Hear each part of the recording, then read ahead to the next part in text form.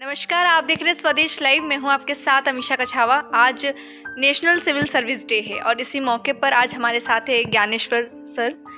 Sir, बहुत बहुत स्वागत है आपका। सर, मैं ये पूछना चाहूँगी कि आज नेशनल सिविल सर्विस डे है, तो इस डे की क्या इम्पोर्टेंस है आप? सिविल सर्विस डे, ये हम जो प्रगति कर रहे हैं अभी, ये 21वीं सदी है, उसमें भारत जितना प्रगति किया है उसमें बहुत बड़ा कंट्रीब्यूशन हमारे सिविल सर्वेंट्स का है और उनकी याद करने के लिए ही हम सिविल सर्विस डे मनाते हैं।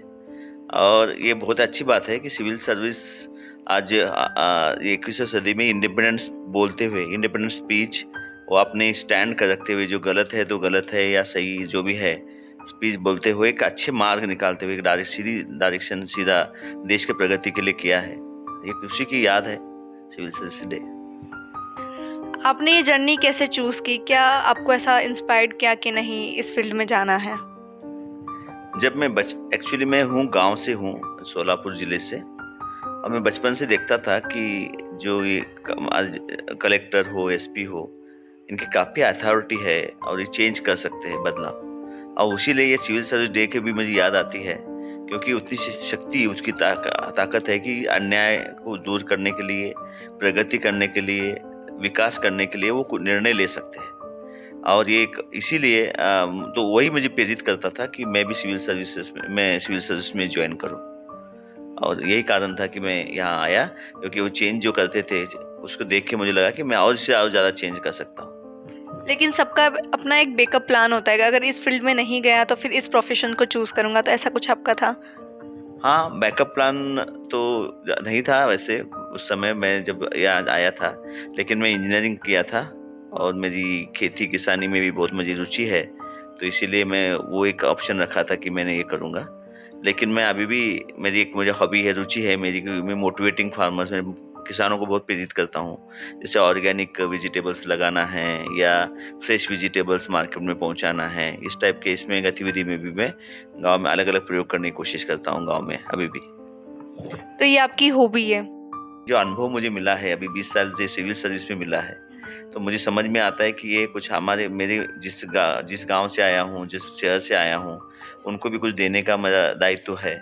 इसीलिए मैं ये एक एडिशनल काम करता हूँ, जो नॉलेज मुझे मिला है, इस सर्विस ने दिया है मुझे, और ज्ञान दिया है, उस ज्ञान को मैं बाँटने की कोशिश करता हूँ। उससे मुझे और सीखने को मिलता है।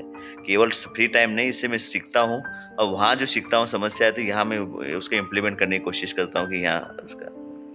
सर्विस मीन्स सेवा, तो सेवा का क्या महत्व है आपके लिए? मैं यही बताना चाहता हूँ एस्पिरेंट्स के लिए, सेवा है।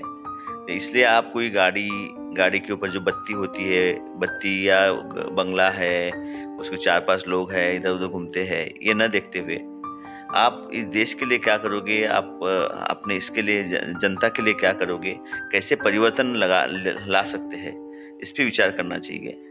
और जो ये इस लाइन पे सोचेगा, जरूर वो सेलेक्ट हो जाएगा। सिविल सर्विस जो एस्पिरेंट्स है वो चयन हो सकते हैं, और यही सेवा है। आप उसकी खुशी देखोगे, आनंद देखोगे, उसके चेहरे पे जो मुस्कान है उस पे आनंद होगा, आपको आनंद होता है, सेटिस्फेक्शन होता है, तो वही सेवा माना जाएगा। और यही आपने कोशिश होना चाहिए कि जितने भी ये है लोग हैं उनके मुस्कान आ जाए, उनके अन्याय होगा तो अन्याय को दूर करने की कोशिश करना चाहिए और निष्पक्ष रहना चाहिए। ये यदि होगा आपके यहाँ, तो आप ये सिविल सर्वेंट्स के गुण हैं, ये मानना चाहिए। सर, सब जानना चाहते हैं कि आईएएस की लाइफ कैसी होती है, वो कितना टाइम अपनी फैमिली को देते हैं, कितना टाइम अपनी सर्विस को देते हैं, और किस तरह ये दोनों फैमिली और अपनी ड्यूटी मैनेज करते हैं? कठिन है, क्योंकि जैसे-जैसे जब ज़िम्मेदारी बहुत बढ़ती रहती है, और ज़िम्मेदारी बढ़ने के कारण उस समय फैमिली में इतना जितना देना चाहिए उतना दे नहीं पाते। लेकिन बैलेंस करना चाहिए और करना भी चाहिए, क्योंकि जो समय है, समय किसी के लिए रुकता नहीं है। तो इसलिए जो आपकी ज़िंदगी में जो कुछ ज़िम्मेदारी है, उसको वहन करना चाहिए, उसको एन्जॉय करना चाहिए। मैं सलाह देता हूँ कि बाकी जो आपकी फैमिली को भी समय देना चाहिए। और ये इस सिविल सर्विसेज का मतलब ही ये है कि केवल अकेले काम नहीं करना है, एक टीम लेके काम करना चाहिए। एक लीडरशिप, वही लीडरशिप होती है। सभी थोड़ा-थोड़ा काम करेंगे आपके ऑफिसेज़ में और इसमें, तो बहुत बड़ा काम हो जाएगा। ये उद्देश्य यदि होता है तो आपको थोड़ा समय निकाल पाओगे परिवार के लिए। यदि आप स्वयं ही बहुत ज़्यादा काम करते रहोगे तो उसका तो टाइम भी नहीं निकाल पाओगे, अल्टीमेटली बाकी लोग भी परेशान रहेंगे। तो इट इज़ बेटर कि सभी लोग थोड़ा, लीडरशिप यही बोला जाता है कि सभी को काम देते हुए काम करें और आगे बढ़ाएँ। आपकी जो स्टूडेंट से आईएएस बनने की जर्नी कैसी रही है? क्या-क्या डिफ़िकल्टीज़ आपने फ़ेस की हैं? काफ़ी काफ़ी चैलेंजिंग है, स्टूडेंट लाइफ में भी चैलेंज था। हर एक लेवल पे चैलेंज है। मैं अभी बताना चाहूँगा कि हर जगह स्ट्रगल है और वो थोड़ा-सा ड्राइव गुस्सा होना चाहिए अपने को कि भई जो ज़रूरी नहीं है कि सिविल सर्विस हमने प्रगति तो की है, लेकिन कठिन भी चैलेंजेस भी अभी भी चैलेंजेस है जीवन में, लोगों की ज़िंदगी में भी बहुत चैलेंजेस है। अभी भी सरल नहीं है, सिस्टम सरल नहीं है जितना होना चाहिए। मैं जब आया था उस समय भी सिस्टम सरल नहीं थे। बहुत ज़्यादा जो जेन्युइन हैं, उनको भी परेशानी करना पड़ता है। क्योंकि प्रॉब्लम क्या है इस सर्विसेज़ में भी है, हमारे एडमिनिस्ट्रेशन में भी है। हमें एक गलत हो गया तो हमें असंख्य जो जेन्युइन लोग हैं उसको भी परेशानी का सामना करना पड़ता है। इतने हम रूल्स रिस्ट्रिक्ट लगाते हैं तो उल्टा इसका इफ़ेक्ट पड़ता है, लोगों को परेशानी कठिन आता है। तो हमें ऑलवेज़ मुझे चैलेंज करना फेस करना पड़ता है। कोई परमिशन लेना है, कोई कंस्ट्रक्शन के लिए, निर्माण के लिए परमिशन है, कोई इंडस्ट्री छोटी-छोटी का कुछ काम करना है अपने फील्ड में, अपने किसान खेती में काम करना है, कोई लोन लेना है। तो उस समय तो बहुत ज़्यादा चैलेंजेस थे, इतना ईज़ी नहीं था। अभी थोड़ा समय अभी थोड़ा सरल हो रहा है और ये स्ट्रगल तो है और उसका मुझे नाराज़ी भी थी मेरी इसमें। अब भी मैं देखता रहता हूँ कि मैं देखता रहता हूँ कि मैं नाराज़ी मैं व्यक्त करता रहता हूँ कि और सरल होना चाहिए। तभी ये आप कुछ सिविल सर्वेंट बनने का अधिकार है आपको। ये सबसे बेस्ट सब कुछ ठीक है बोले तो इसका अर्थ क्या नहीं है, नहीं तो वो हम यहाँ बैठने का अधिकार नहीं है। हमें देखना चाहिए कि वो फेस कितना चैलेंज किया, वो पेन जो है वो फ़ील करना चाहिए सतत अपने को अंदर से कि ये जनता क्या फ़ील कर रही है या नागरिक क्या कर रहे हैं, अपने नीचे अधिकारी क्या कर रहे हैं। हाँ, तो ये सब फ़ील करने के बाद ही आपने कुछ कर सकते हैं। एज़ अ ह्यूमन आपने ट्रेनिंग में ऐसा क्या सीखा है जो आपकी लाइफ़ में एक बड़ा चेंज लेकर आया है? प्रशिक्षण में तो ये सतत प्रक्रिया है और ट्रेनिंग में तो बहुत सीखते हैं। प्रशिक्षण है तो डिसिप्लिन है, अनुशासन है और क्या नहीं करना चाहिए, क्या करना चाहिए, ये सभी बातें ये डूज़ एंड डोंट्स ये कि ये है करना पड़ता है सब चीज़ इसमें। तो मेरा निवेदन यही था कि ये ट्रेनिंग प्रशिक्षण एक आपको डिसिप्लिन लाता है सेवा में और आपको एक ड्राइव लाता है अंदर से और एक सिस्टमैटिक तरीका बताता है कि शॉर्टकट्स बताता है कि कैसे आपको काम करना चाहिए। कि शॉर्टकट्स का मतलब इतना इसका गलत अर्थ नहीं लेना चाहिए कि एक शॉर्टकट का मतलब है एक स्ट्रेट फॉरवर्ड बाई किसी प्रॉब्लम को किस तरह से आपको देखना है, किस तरह से उसका विश्लेषण करना है, किस तरह से अलग अलग विकल्प देखना है, कौन सा विकल्प बेस्ट है देखना है। क्योंकि इतना परफेक्ट कोई ये नहीं होता, जो जीवन है बहुत परफेक्ट नहीं होता। प्रॉब्लम जो समस्या होती है वो कभी परफेक्ट नहीं रहती, वो बहुत ज़्यादा उसके अल्टरनेटिव होते हैं, अलग अलग विकल्प होते हैं और उसमें से एक हो सकता है कि 2-3 विकल्प से कंबाइन करके भी एक तीसरा विकल्प निकल सकता है। तो ये सभी विकल्प को विचार करना चाहिए, उसके कॉस्ट इफेक्टिव देखना चाहिए, उसकी कीमत कितनी है विकल्प की और उसके बाद एनालिसिस करना चाहिए। तो ही ये होगा, नहीं साइंस जैसा 1+1 2 नहीं होता। ये पॉलिसी एनालिसिस में हम सीखते हैं, प्रशिक्षण में भी यही सीखते हैं। तो सभी के विचार को ये करना चाहिए, उसको मानना चाहिए और उसको कंसिडर करना पड़ता है। और यही एक डेमोक्रेसी में, लोकतंत्र में और ये सिस्टम में, प्रशासन में यही सिखाता है प्रशिक्षण और ये सिखाता है।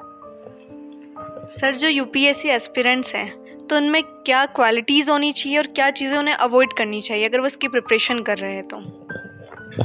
क्वालिटी ये होना चाहिए कि जो पढ़ रहे हैं, जो कि सिलेबस में पढ़ रहे हैं, उनको प्रैक्टिकल में देखना चाहिए कि मौके पे फील्ड में ये सही ऑब्जर्व करना चाहिए कि उसको लिंक लगाने की कोशिश करना चाहिए, तभी ये आगे उसका कुछ उपयोग होता है। निष्पक्षता रहना चाहिए, ऑनेस्टी तो है ही, इंटीग्रिटी होना चाहिए, उसकी ऑनेस्टी प्रामाणिक होना चाहिए, इंटीग्रिटी होना चाहिए और अंदर से कोई ड्राइव होना चाहिए कुछ करने की और ड्राइव कंटिन्यू रहना चाहिए। उसे उत्साह है, वो एनर्जेटिक होना चाहिए उत्साह, वो एनर्जी कभी ख़त्म नहीं होना चाहिए। क्योंकि हाँ, भले कितने भी ये हो, आपके ऊपर बहुत संकट आ सकते हैं, डाउन्स हो सकते हैं, कभी अप्स हो सकता है, कभी डाउन हो सकता है ज़िंदगी में, लेकिन जो ड्राइव है वो ख़त्म नहीं होना चाहिए। तो ये जो कैरेक्टरिस्टिक्स होंगे, वो सिविल सर्वेंट बहुत सफल होगा, ऐसे मेरा मानना है। और भी क्या कारण हो सकते हैं बस। सर यूएन रिपोर्ट के मुताबिक अब चाइना से ज़्यादा पॉपुलेशन इंडिया में आई है, तो इस पर आपका क्या व्यू है?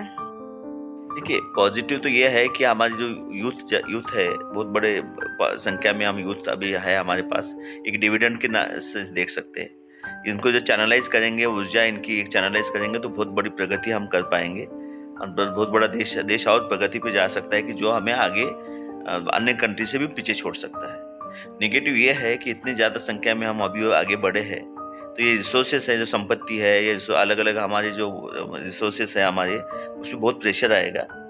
और उसको प्रेशर आएगा, प्रेशर आने से ज़्यादा उसमें ये भी हो सकता है कि ग्रैब करने की प्रेशर रिसोर्सेस की समस्या आएगी। लोग ज़्यादा से ज़्यादा अपने पास लेने की कोशिश करेंगे। तो इक्विटी जो कंसेप्ट है, समानता की कंसेप्ट है कि सभी को जो अच्छा एफर्ट कर रहा है सभी को मिलना चाहिए, उसका जो रिजल्ट्स मिलना है, आउटपुट मिलना चाहिए, जो गेन है वो मिलना चाहिए। ये संभावना कम रहती है। दोनों नेगेटिव भी फैक्टर है, पॉजिटिव है। तो यदि इसको ठीक-ठाक एजुकेट करेंगे हम, एचआर को उसको हेल्थ कंसर्न करेंगे, एजुकेशन अच्छा क्वालिटी मिल जाएगा, तो ये देश एकदम समृद्ध होगा। और जो पुराने हमारे देश था 1700 के पहले, जो ब्रिटिश आने के पहले की जो स्थिति है, उससे भी अच्छी स्थिति हमारी बहुत अच्छा प्रगतिशील और एकदम देश होगा, इसमें कोई ये नहीं है। ठीक है, तो ये एडवांटेज प्लस पॉइंट है। उस प्लस को, स्ट्रेंथ को ही आगे लेके हमें चलना चाहिए। तो एजुकेशन पे और बाकी भी ध्यान देना पड़ेगा हमें। आप अपनी सेवा में रहते हुए ऐसा क्या महत्वपूर्ण बदलाव लाना चाहेंगे? वो सतत है, महत्वपूर्ण बदलाव है। जो सेवा में रहते हुए ऐसे बदलाव ये कर नहीं सकते। सेवा में ज़्यादा से ज़्यादा जिस पोस्ट में हम गए हैं उसको जस्टिस देना पड़ेगा। जिस पद पे बैठे हैं उसको न्याय देना, यही ये है, बदलाव है। उसको न्याय देने का मतलब है, हो सकता है कि मैं आज कमिश्नर ट्रेजरी हूँ, तो मुझे अभी जो फंड्स है इसको स्मूथली लोगों के पास, लोगों तक पहुँचना चाहिए, सिस्टमेटिक पहुँचना चाहिए, समय पे पहुँचना चाहिए। जिसका आवश्यकता है उसको समय पे मिलना चाहिए, जिसका आवश्यकता नहीं है उसको नहीं मिलना चाहिए। ठीक है, इस टाइप का ये जो है, इसकी मैं जस्टिस करता हूँ। लैंड रिकॉर्ड में होगा तो उसका अलग है कि हर घर के, हर जिसका ज़मीन है, जेन्युइन ज़मीन है, उसके सही नक्शे होना चाहिए, कसरे होना चाहिए, उनको रिकॉर्ड इजीली मिलना चाहिए, उनके घर पे मिलना चाहिए, उनको बार-बार तहसील ऑफिस में जाना नहीं चाहिए। ये उसकी जस्टिस देने लायक है। तो ऐसे हर पोस्ट पे अलग-अलग जस्टिस होता है, लेकिन हर पे बहुत स्कोप है। ऐसा नहीं है कि स्कोप नहीं है, हाँ, बहुत ज़्यादा स्कोप है। अभी भी हमारी जनता उतनी जागरूक नहीं है कि वो ये सभी उपयोग कर सके सर्विसेज का। तो ये हमें जागरूकता करने के लिए, इसलिए हमें बहुत ज़्यादा सरलीकरण करने की आवश्यकता है। और वही हम देखता हूँ कि प्रगति इसी से है कि जस्टिस दे दो, न्याय दे दो। जो जिस पोस्ट पे है, जिसका काम आपने को दिया है, उसको पोटेंशियल 100% पोटेंशियल दे दो। सर, कुछ क्वेश्चंस है जो स्टूडेंट्स और जो एस्पिरेंट्स हैं उनके हैं, तो 2-4 क्वेश्चन मैं आपको उनके पूछना चाहूँगी। एक क्वेश्चन ये है कि जब काम का लोड बहुत रहता है, स्ट्रेस रहता है, तो उसमें फिर आप कैसे मैनेज करते?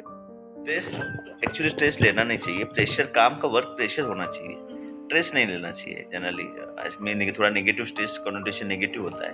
काम का प्रेशर होता है, बीच बीच में रिलैक्स हो जाइए, क्योंकि ये जो काम होते हैं, ये ऐसे काम नहीं है कि एक रूटीन काम नहीं है कि रोज एक ही काम कर रहे हैं, जैसे एक मशीन बना रहे हैं, या रोज एक में स्क्रू बनाता था वो थ्रेड बना रहे हैं। इस टाइप का काम नहीं है। हर एक प्रॉब्लम यूनिक प्रॉब्लम होता है, उसको देखना पड़ेगा। तो इसलिए आपको बीच बीच में रिलैक्स होना पड़ेगा, थोड़ा सा देखना पड़ेगा, अलग अलग एंगल देखना पड़ेगा, थोड़ा सोचना पड़ेगा, डिस्कशन करना पड़ेगा। प्रेशर कम करना है, स्ट्रेस कम करना है तो आपको काम का, तो आपको सभी से लेके 2-4 लोग जो ये है एक्सपर्ट्स है, उनसे बात करके चर्चा करना चाहिए, डिस्कशन करना चाहिए, तो उसका अच्छी तरह रिजल्ट्स बहुत अच्छे आएंगे। तो काम प्रेशर किस तरह से लेते हो इसके ऊपर डिपेंड करता है। और यही मेरा कहना है कि यूनिक काम, हर एक काम यूनिक होता है, तो उसको आप एक बार रिलैक्स हो सकते हो। बीच बीच में थोड़ा सा आउटिंग करना चाहिए, बीच बीच में आप आगे सब्जेक्ट बदलना चाहिए। स्ट्रेस आ रहा है तो आपको एक विषय छोड़ के दूसरे विषय पे थोड़ा सा दूसरे काम छोटे मोटे करना चाहिए, बीच में फिर से आना चाहिए मेन काम पे, तो ऑटोमेटिक आपको वर्क प्रेशर थोड़ा सा कम लगेगा। सर, फीमेल IAS IPS जो होते हैं इस फील्ड में, कहीं ना कहीं ऐसा लगता है कि फीमेल्स को फेस करना पड़ता है। हो सकता है नहीं, लेकिन अभी क्या है, मैं तो एक्चुअली मैं नहीं बोल पाऊंगा, मैं जस्टिस नहीं कर पाऊंगा उनके जवाब का उत्तर देने के लिए। लेकिन ऐसे इधर आज की स्थिति में ये स्थिति कमी, मुझे लगता है कमी हो रही है, क्योंकि बहुत ज़्यादा महिलाएं आ रही है अभी हर फील्ड में। हमारे अभी काफ़ी संख्या में है। उस समय बहुत था कि जब माइनॉरिटी में वुमेन्स थी, फीमेल थी, तब ये समस्या बहुत ज़्यादा थी, क्योंकि उनकी फीलिंग्स, उनकी जो समस्या है, उनको कभी जानते नहीं थे बाकी लोग।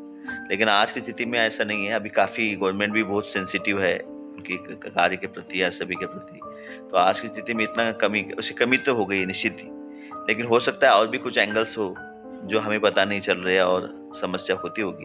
लेकिन जनरली वो एंड लार्ज इतना नहीं है समस्या। लेकिन काम में दोनों बैलेंसिंग, अपने जो फैमिली सिस्टम है वो थोड़ा बहुत ज़्यादा बैलेंस है, अपने को बच्चों को भी संभालना है, इसको संभालना है।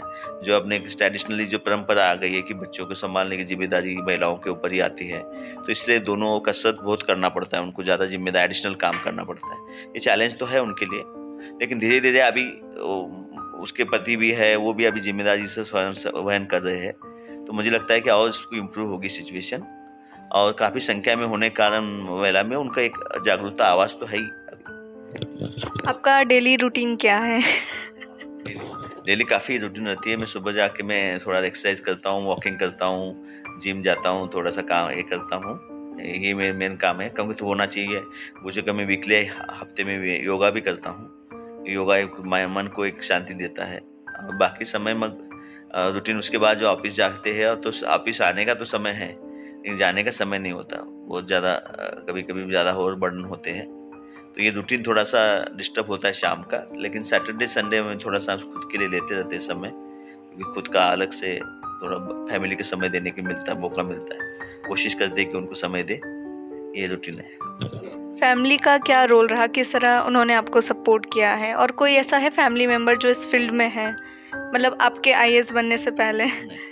मैं पहला हूँ मेरी फैमिली में। इवन मेरी फैमिली में नहीं, मेरे बाकी सब जो मेरे इसमें भी, उस एरिया में भी मैं पहला हूँ।